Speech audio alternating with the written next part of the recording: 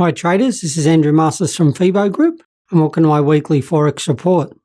To kick off the week on Monday, traders will pay attention to the Asian session with the release of Consumer Price Index from China, which should paint a clear picture of consumer confidence in the world's second largest economy and create some opportunities in the Chinese yuan. In the European session, we'll see the release of GDP figures from Great Britain, which are expected at 0.3%, and while up from last month's figure of 0.1%, and if analysts are correct, we should see the pound climb. On Tuesday, the focus will be on the European session with the release of average earnings figures from the UK, which is highly connected with any decisions on interest rate hikes from the Bank of England.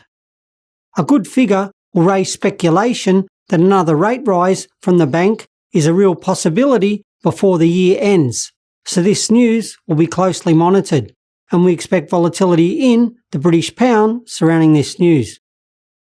Also in the European session, we'll see the ZEW Economic Sentiment Index from Germany, which is a key indicator of business confidence, and will present some opportunities in the euro.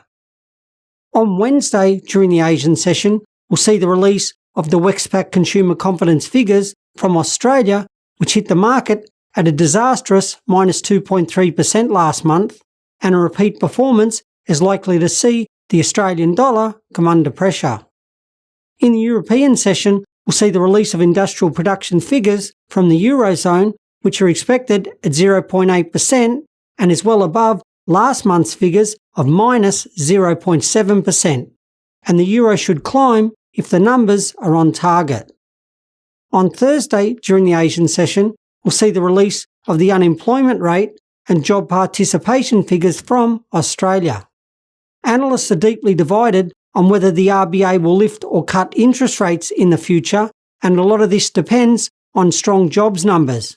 So this news will be closely monitored, and we expect volatility in the Australian dollar. In the European session, we'll see the latest interest rate decision from the Bank of England, and with no changes in rates expected, the focus will be on the following statement for signs of the bank's future movements, and we expect volatility in the British pound.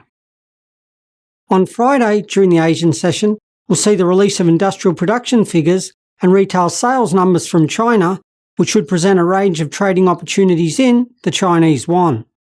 Later during the American session, we'll see retail sales figures from the US, which is the main barometer of consumer spending in the world's largest economy, and will create some trading opportunities in the US dollar to close out the week. That's all from me at FIBO Group, and I'll see you all next week.